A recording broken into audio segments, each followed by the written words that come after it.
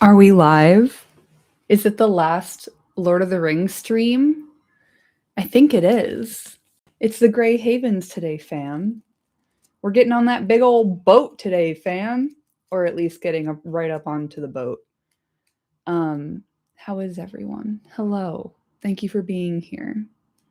We've finally done it. We went there and back again. Holy shit. We did it. I'm so glad y'all are here with me. It's bittersweet. It's happy sad, but I am no, you did it. Y'all showed up every week. I was chatting with one of my coworkers who sees my like weekly Instagram post being like, I'm streaming today. And he's like, does anyone actually show up to those? Which is such a fair question. But like genuinely, if y'all were not here hanging out with me, I would have lost my steam a long time ago. So thank you. Are we gonna ugly cry? I'm planning to. I don't know if y'all are ready, but I'm intending to ugly cry in a little while. And after this, I'm going to be out of town for 2 weeks, but I'm intending on starting The Hobbit when I get back. I did talk a big game about reading the appendices, but like, I don't know. How much do we want that, y'all? Like, do we want to read Appendix A? Because, like, I will. I'll read Appendix B. I'll read some of them, but like, I don't know. I feel like I'm going to lose momentum with Lord of the Rings after I get back from this trip. So, genuinely let me know what you think. If you'd be interested in some appendices, I will read them. But I am going to read The Hobbit next. And then after that, I'll read The Silmarillion. And then we'll probably just keep going round and around. Maybe we'll do Unfinished Tales. Who knows? But yeah.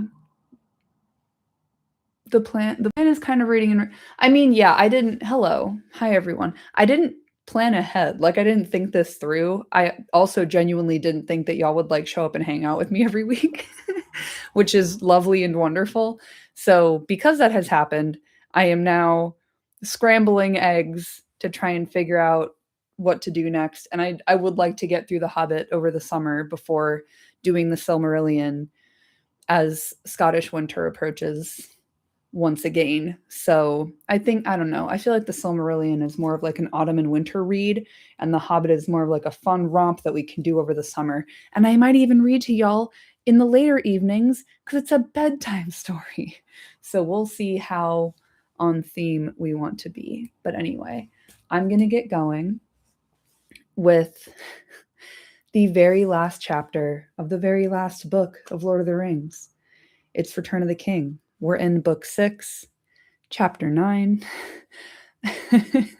When are we getting to Farmer Giles of Ham? We can. We can also do the Adventures of Tom Bombadil. We can do a bunch of stuff. So yeah, I kind of want to put it to a poll, but I also kind of want to do whatever I want. So y'all can continue to tell me what you think is a good idea, and I may or may not listen.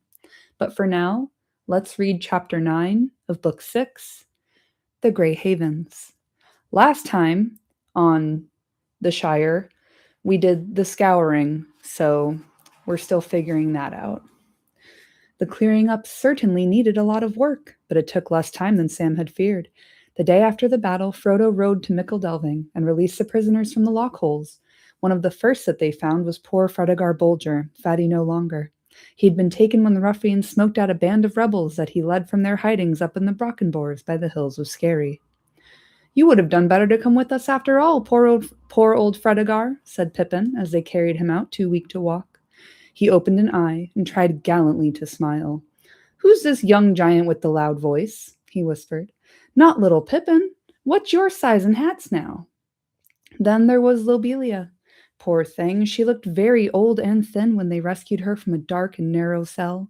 She insisted on hobbling out on her own feet, and she had such a welcome, and there was such clapping and cheering when she appeared, leaning on Frodo's arm but still clutching her umbrella, that she was quite touched and drove away in tears.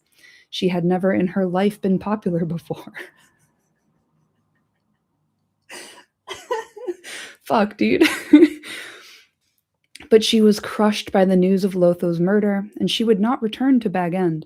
She gave it back to Frodo and went to her own people, the Bracegirdles of Hardbottle. Ooh, she gave it back to Frodo. Come on now. When the poor creature died next spring, she was, after all, more than 100 years old. Frodo was surprised and much moved. She had left all that remained of her money and of Lotho's for him to use in helping hobbits made homeless by the Troubles, so that feud was ended. Old Will Whitfoot had been in the Lockholes longer than any, and though he had perhaps been treated less harshly than some, he needed a lot of feeding up before he could look the part of mayor, so Frodo agreed to act as his deputy until Mr. Whitfoot was in shape again. The only thing that he did as deputy mayor was to reduce the sheriffs to their proper functions and numbers. The task of hunting out the last remnant of the ruffians was left to Merry and Pippin, and it was soon done. The southern gangs, after hearing the news of the Battle of Bywater, flew out of the land and offered little resistance to the Thane. Before the year's end, the few survivors were rounded up in the woods, and those that surrendered were shown to the borders. Meanwhile, the labor of repair went on apace, and Sam was kept very busy. Hobbits can work like bees when the mood and the need comes on them. Girl, same. Come on now. Now there were thousands of willing hands of all ages, and from the small but nimble ones of the hobbit lads and lasses to the well-worn and horny ones of the gaffers and gammers. Horny. Before Yule, not a brick was left standing of the new sheriff houses or of anything that had been built by Sharky's men, but the bricks were used to repair many an old hole to make it snugger and drier. Great stores of goods and food and beer were found that had been hidden away by the ruffians in sheds and barns and deserted holes, and especially in the tunnels at Mickle Delving and in the old quarries at Skerry, so that there was a great deal better cheer that Yule than anyone had hoped for. One of the first things done in Hobbiton, before even the removal of the new mill, was the clearing of the hill and Bag End and the restoration of Bagshot Row. The front of the new sand pit was all leveled and made into a large sheltered garden, and new holes were dug in the southward face, back into the hill, and they were lined with brick. The gaffer was restored to number 3, and he said often and did not care who heard it, "It's an ill wind as blows nobody no good, as I always say, and all's well as ends better." There was some discussion of the name that the new row should be given. Battle Gardens was thought of, or Better Smiles, but after a while, in sensible hobbit fashion, it was just called New Row. It was a purely Bywater joke to refer to it as Sharky's End. Let's see. Oh, thank you, Sting. I appreciate it. My little 14-minute number about how AI is fucking garbage and like don't even come anywhere near me, but especially don't come anywhere near Tolkien with that bullshit. Thank you. I appreciate it.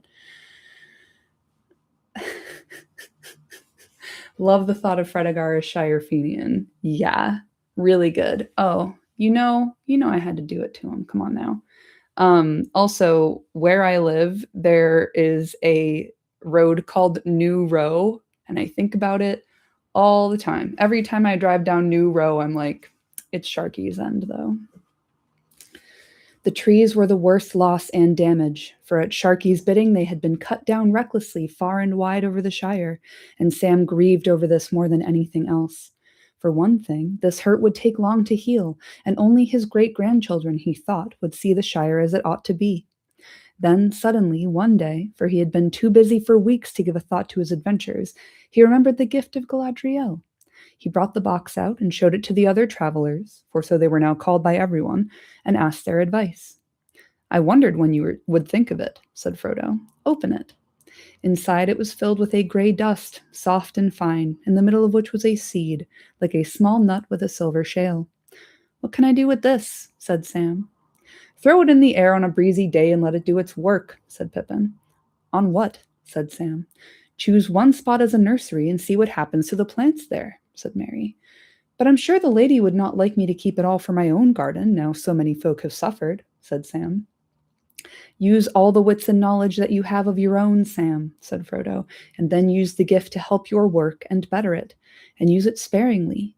There is not much here, and I expect every grain has a value." So Sam planted saplings in all the places where specially beautiful or beloved trees had been destroyed, and he put a grain of the precious dust in the soil at the root of each. He went up and down the Shire in this labor, but if he paid special attention to Hobbiton and Bywater, no one blamed him. And at the end, he found that he still had a little of the dust left, so he went to the 3-farthing stone, which is as near the center of the Shire as no matter, and cast it in the air with his blessing. The little silver nut he planted in the party field where the tree had once been, and he wondered what would come of it. All through the winter he remained as patient as he could and tried to restrain himself from going round constantly to see if anything was happening. Sam really is the everyman, because, like, that's so me, girl. Come on. Spring surpassed his wildest hopes. His trees began to sprout and grow as if time was in a hurry and wished to make 1 year do for 20. In the party field, a beautiful young sapling leaped up.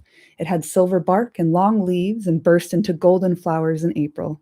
It was indeed a malorn, and it was the wonder of the neighborhood.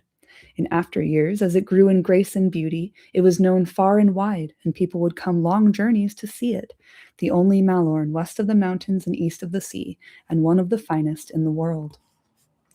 Altogether, 1420 in the Shire was a marvelous year. Not only was there wonderful sunshine and delicious rain, in due times and in perfect measure, but there seemed something more, an air of richness and growth, and a gleam of a beauty beyond that of mortal summers that flicker and pass upon this middle earth. All the children born or begotten in that year, and there were many, were fair to see and strong, and most of them had a rich golden hair that had before been rare among hobbits. The fruit was so plentiful that young hobbits very nearly bathed in strawberries and cream, and later they sat on the lawns under the plum trees and ate until they had made piles of stones like small pyramids or the heaped skulls of a conqueror, and then they moved on. And no one was ill, and everyone was pleased, except those who had to mow the grass. Oh, Sam, we love this. We love the renaturalization of the Shire. Let's go. In the South Farthing, the vines were laden, and the yield of leaf was astonishing, and everywhere there was so much corn that at harvest every barn was stuffed. The North Farthing barley was so fine that the beer of 1420 malt was long remembered and became a byword. Indeed, a generation later, one might hear an old gaffer in an inn, after a good pint of well-earned ale, put down his mug with a sigh. Ah, that was proper 1420, that was. That was proper 420, that was. Sam stayed at first at the Cottons with Frodo, but when the new row was ready, he went with the gaffer. In addition to all his other labors, he was busy directing the cleaning up and restoring of Bag End, but he was often away in the Shire on his forestry work. So he was not at home in early March and did not know that Frodo had been ill. On the 13th of that month, Farmer Cotton found Frodo lying on his bed. He was clutching a white gem that hung on a chain about his neck, and he seemed half in a dream. "It is gone forever," he said, "and now all is dark and empty." But the fit passed, and when Sam got back on the 25th, Frodo had recovered, and he said nothing about himself. In the meanwhile, Bag End had been set in order, and Merry and Pippin came over from Crickhollow, bringing back all the old furniture and gear, so that the old hole soon looked very much as it always had done. I've never thought before about how Merry moved all of Frodo's stuff out of Bag End into Crickhollow and then had to move all of it back. Oh, man. It's like they live in Brooklyn or something, dude. That's so funny. That's truly never hit me before. That's great. Poor Merry, dude. What a good friend. When all was at last ready, Frodo said, "When are you going to move in and join me, Sam?" Sam looked a bit awkward. "There's no need to come yet if you don't want to," said Frodo, "but you know the gaffer is close at hand, and he will be very well looked after by Widow Rumble." I want to know more about Widow Rumble. What's her deal? "It's not that, Mr. Frodo," said Sam, and he went very red. "Well, what is it?" "It's Rosie, Rose Cotton," said Sam. "It seems she didn't like my going abroad at all, poor lass. But as I hadn't spoken, she couldn't say so. And I didn't speak because I had a job to do first. But now I have spoken, and she says, 'Well, you've wasted a year, so why wait longer?' 'Wasted?' I says. 'I wouldn't call it that. Still, I see what she means. I feel torn in two, as you might say.'" And they were roommates. Literally, dude.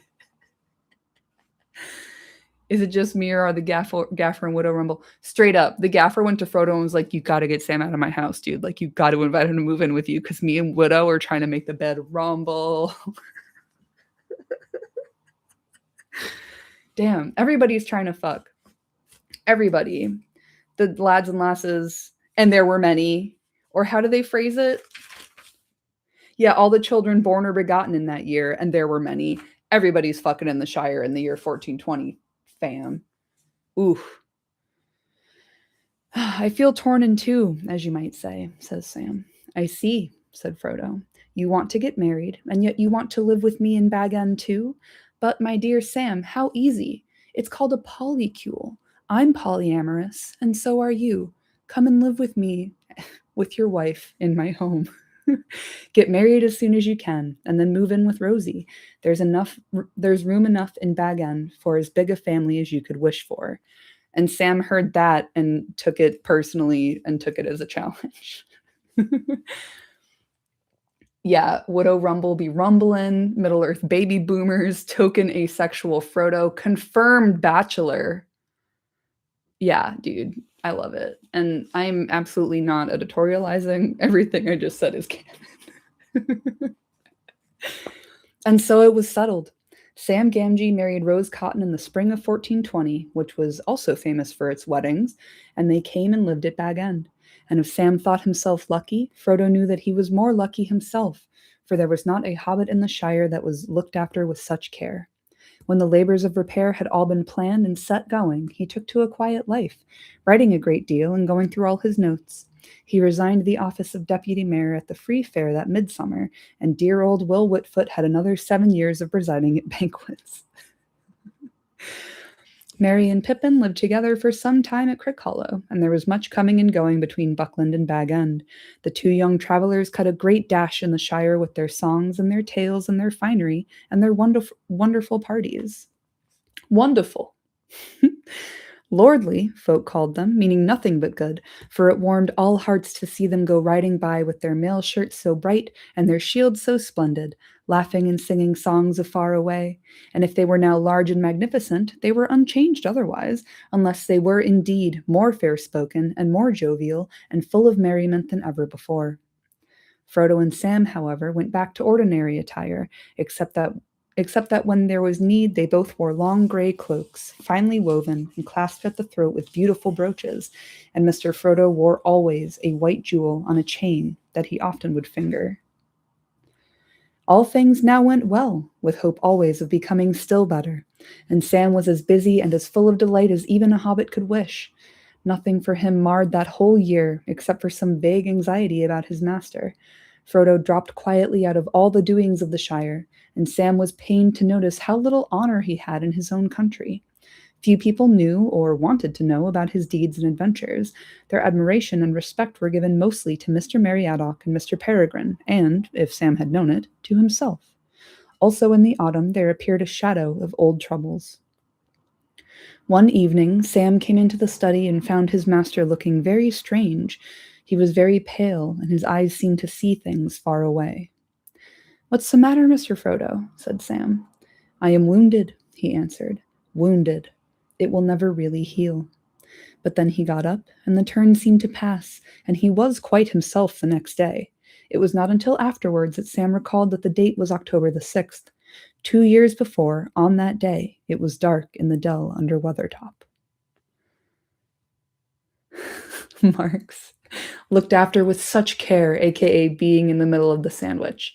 Exactly. Frodo is canonically middle spoon, and Rosie's the big spoon, in case anyone was wondering. Sam is always the little spoon, and that's canon, I'm pretty sure. Yeah, he often would what? There's like a few little bits in this book that, like, if you take them out of context, they're great. My favorite one being why Mr. Frodo Baggins was selling his beautiful hole. And there's also, I think, one about like Gandalf saying he'll blow the door right down your hole or something. There's some good shit in here, dude. Donor, boner. Time went on, and 1421 came in. Frodo was ill again in March, but with a great effort he concealed it, for Sam had other things to think about. The first of Sam and Rosie's children was born on the 25th of March, a date that Sam noted. And my birthday's on the 24th of March, so I have the worst birthday. "Well, Mr. Frodo," he said, I'm in a bit of a fix. Rose and me had settled to call him Frodo with your leave, but it's not him, it's her. Though as pretty a maid child as anyone could hope for, taking after Rose more than me, luckily, so we don't know what to do. Well, Sam, said Frodo, what's wrong with the old customs? Choose a flower name like Rose. Half the maid children in the Shire are called by such names, and what could be better? I suppose you're right, Mr. Frodo, said Sam. I've heard some beautiful names on my travels, but I suppose they're a bit too grand for daily wear and tear, as you might say. The gaffer, he says, make it short, and then you won't have to cut it short before you can use it. But if it's to be a flower name, and I don't trouble about the length, it must be a beautiful flower, because you see, I think she's very beautiful, and is going to be beautifuler still. Frodo thought for a moment. Well, Sam, what about Eleanor, the sun star? You remember the little golden flower in the grass of Lothlorien? You're right again, Mr. Frodo, said Sam, delighted. That's what I wanted. Little Eleanor was nearly 6 months old, and 1421 had passed to its autumn when Frodo called Sam into the study.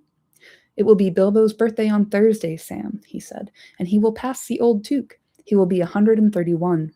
So he will, said Sam. He's a marvel. Well, Sam, said Frodo, I want you to see Rose and find out if she can spare you so that you and I can go off together. And they were roommates. You can't go far or for a long time now, of course, he said a little wistfully. And they were roommates. Well, not very well, Mr. Frodo. Of course not, but never mind. You can see me on my way. Tell Rose that you won't be away very long, not more than a fortnight, and you'll come back quite safe. I wish I could go all the way with you to Rivendell, Mr. Frodo, and see Mr. Bilbo, said Sam. And yet the only place I really want to be in is here. I am that torn in two. Fucking bisexual panic, dude. Someone help this man. Poor Sam. It will feel like that, I'm afraid, said Frodo. But you will be healed. You are meant to be solid and whole, and you will be. In the next day or two, Frodo went through his papers and his writings with Sam, and he handed over his keys. There was a big book with plain red leather covers. Its tall pages were now almost filled. At the beginning, there were many leaves covered with Bilbo's thin, wandering hand, but most of it was written in Frodo's firm, flowing script. It was divided into chapters, but chapter 80 was unfinished, and after that were some blank leaves. The title page had many titles on it, crossed out one after another. So, my diary, my unexpected journey, there and back again, and what happened after. Adventures of 5 Hobbits, the tale of the Great Ring compiled by Bilbo Baggins from his own observations and the accounts of his friends, what we did in the War of the Ring. Here Bilbo's hand ended, and Frodo had written, The Downfall of the Lord of the Rings and the Return of the King. As seen by the little people, being the memoirs of Bilbo and Frodo of the Shire, supplemented by the accounts of their friends and the learning of the wise, together with extracts from books of lore translated by Bilbo in Rivendell. Oh! A very easy to read and replicate title, I think. Very succinct, very clear. 5 Hobbits, eh? Trigger alert. I am triggered by this, by the phrase 5 Hobbits. Oh no. Oh dear, oh no, oh dear. Why, you've nearly finished it, Mr. Frodo, Sam exclaimed. Well, you have kept at it, I must say. I have quite finished, Sam, said Frodo. The last pages are for you. Yeah, 5 hobbits. It's strange to imagine the story with 5 hobbits.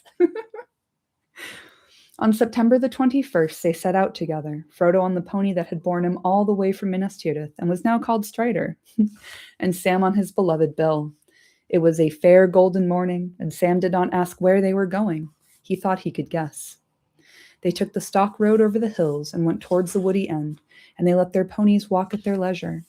They camped in the green hills, and on September the 22nd, they rode gently down into the beginning of the trees as afternoon was wearing away. If that isn't the very tree you hid behind when the Black Rider first showed up, Mr. Frodo, said Sam, pointing to the left. It seems like a dream now. I really can't imagine going on a road trip with Sam, and he's like, hey, remember that bit of trauma? Remember that bit of trauma? Oh, what a wonderful magical mystery tour we're having. It was evening, and the stars were glimmering in the eastern sky as they passed the ruined oak and turned and went on down the hill between the hazel thickets. Sam was silent, deep in his memories. Presently, he became aware that Frodo was singing softly to himself, singing the old walking song, but the words were not quite the same. Still round the corner there may wait a new road or a secret gate, and though I oft have passed them by, a day will come at last when I shall take the hidden paths that run west of the moon, east of the sun. And as if in answer, from down below, coming up the road out of the valley, voices sang, oh no, Elbereth, Githoniel, Silivren Penna Miriel, Omenel Agar Elenath, Githoniel. Githoniel Elbereth. We still remember, we who dwell in this far land beneath the trees, the starlight on the western seas. Frodo and Sam halted and sat silent in the soft shadows until they saw a shimmer as the travelers came towards them. There was Gildor and many fair elven folk, and there to Sam's wonder rode Elrond and Galadriel. Elrond wore a mantle of grey and had a star upon his forehead, and a silver harp was in his hand, and upon his finger was a ring of gold with a great blue stone, Velia, mightiest of the three. But Galadriel sat upon a white palfrey, and was robed all in glimmering white, like clouds about the moon, for she herself seemed to shine with a soft light.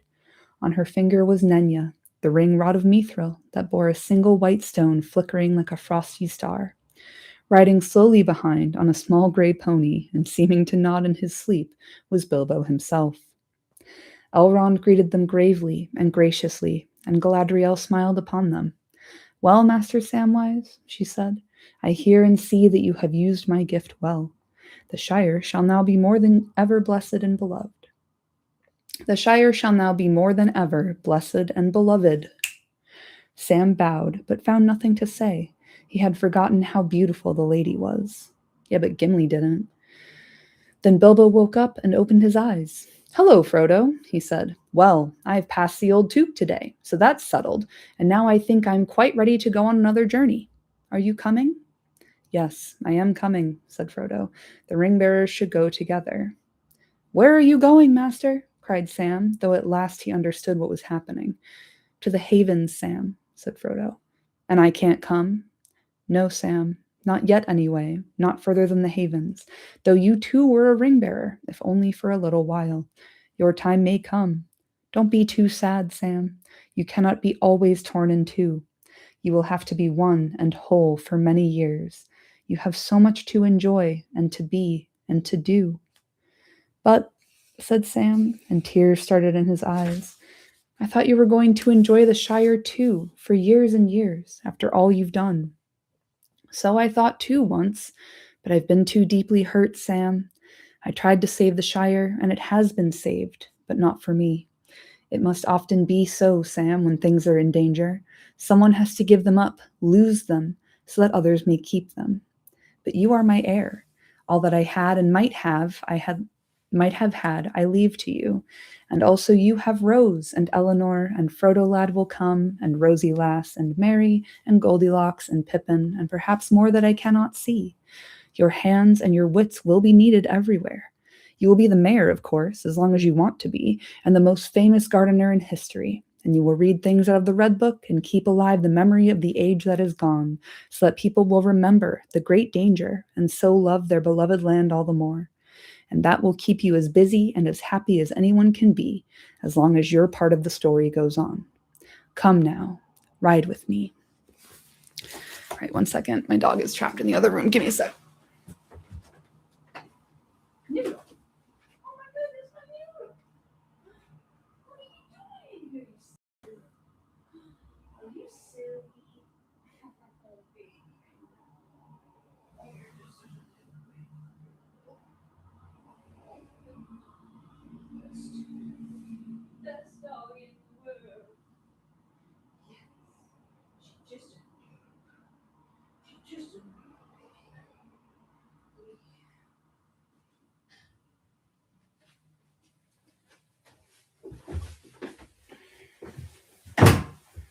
Sorry, dog doesn't know how to open door. Oh, all right. Then Elrond and Galadriel rode on, for the Third Age was over, and the days of the rings were past, and an end was come of the story and song of those times. With them went many elves of the High Kindred, who would no longer stay in Middle-earth, And among them, filled with a sadness that was yet blessed and without bitterness, rode Sam and Frodo and Bilbo, and the elves delighted to honor them. Though they rode through the midst of the Shire all the evening and all the night, none saw them pass, save the wild creatures, or here and there some wanderer in the dark who saw a swift shimmer under the trees, or a light and shadow flowing through the grass as the moon went westward.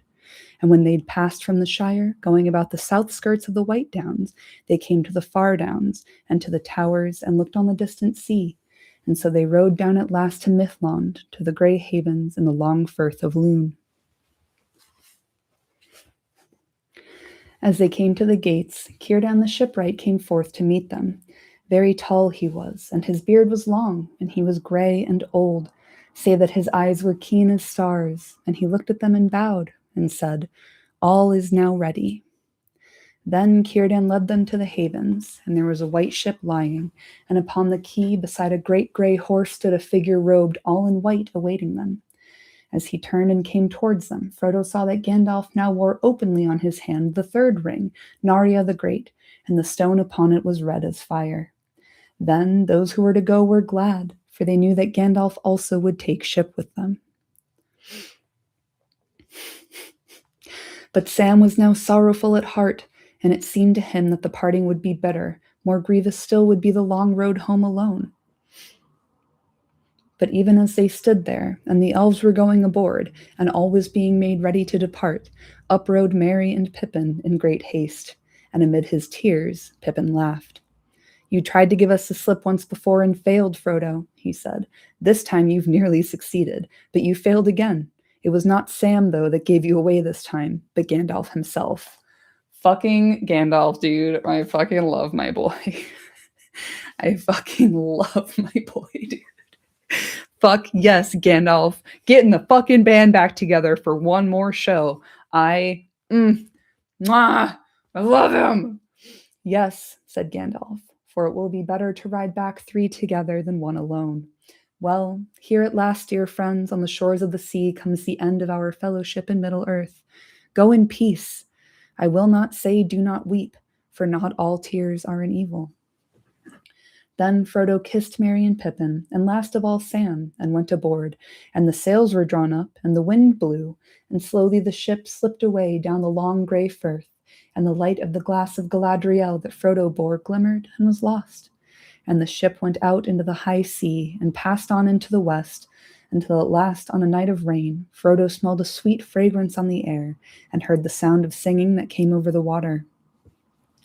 And then it seemed to him that as in his dream in the house of Bombadil, the grey rain curtain turned all to silver glass, and was rolled back, and he beheld white shores, and beyond them a far green country under a swift sunrise.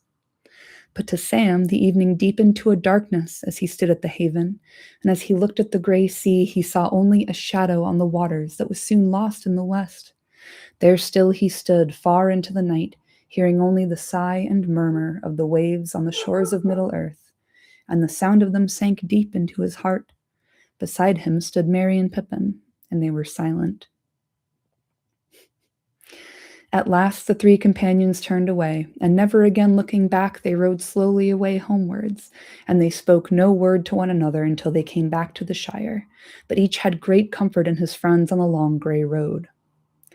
At last they rode over the downs and took the east road, and then Merry and Pippin rode on to Buckland, and already they were singing again as they went. But Sam turned to Bywater, and so came back up the hill, as day was ending once more. And he went on, and there was yellow light and fire within, and the evening meal was ready, and he was expected. And Rose drew him in, and set him in his chair, and put little Elinor upon his lap. He drew a deep breath. "Well, I'm back," he said. And that's that. And that's the end. We did it, fam. So sweet. It's so good.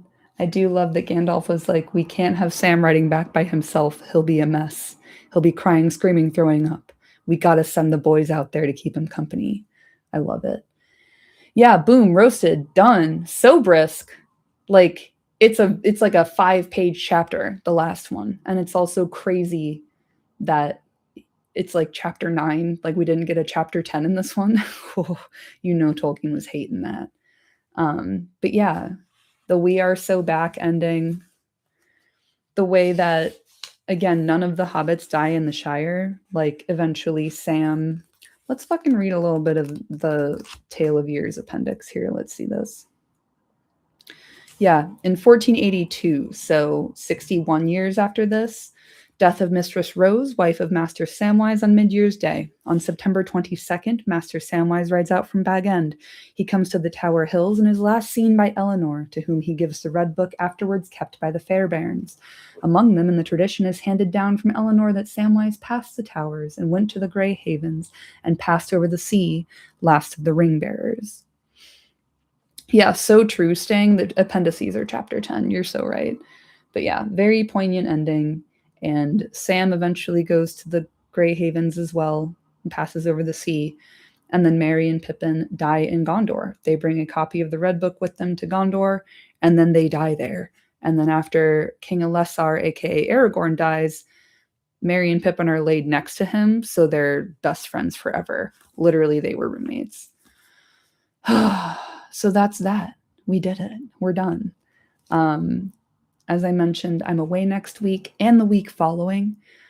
So if you want to dig into some appendices, let me know. I could probably do like a stream where we just read through some of the appendices, or we can get like right the fuck into The Hobbit. Like, we can do that as well. Y'all let me know what you want to see and I'll do it. In-depth analysis when? Lewis, I'm working on it, dog. This is not, I'm not the Tolkien professor. I'm not Corey Olsen. I like to read the book. I don't like to spend 45 minutes close reading one sentence. That's what my long form videos are for.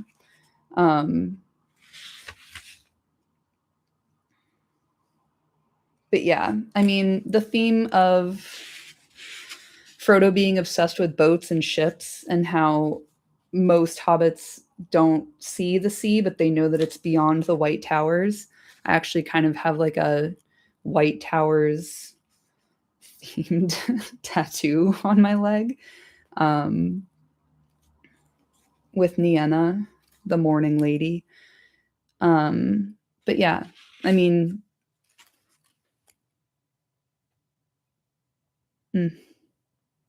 I could get into so many themes here, but like if you've seen my Real Hobbit Hours videos, I talk mostly about ennoblement as a theme for all of the hobbits, and like it's highlighted in this chapter over and over, with Sam kind of doing the reforestation of the Shire and the restoration of the Shire, with Sam being disappointed that few people know or wanted to know about Frodo's deeds and adventures. And then that Merry and Pippin are literally enlarged and are kind of magnified versions of themselves, more fair-spoken, more jovial, more full of merriment than ever before. Like it's very explicitly spelled out in this one.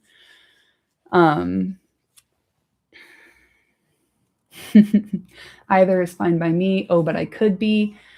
I mean, Corey Olsen's got his niche cornered, dog. Hobbit's also cool. So interesting that the sea is like a madness that latches onto ring bearers. Yes. Liminality, parent death trauma resolved full circle. Yeah. Yeah, it is like a nice kind of tying up of ends.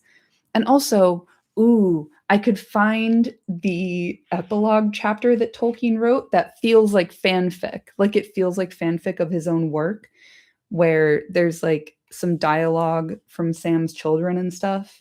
Maybe I'll find that and read it when I get back from this trip. I think that'd be kind of fun. So maybe I'll do some appendices and we'll do the epilogue chapter that has not seen the published light of day until quite recently. Yeah, like I have some little markers in the appendices. I might as well get into that stuff, right? So when I'm back from this trip, which will be May by the time I'm back,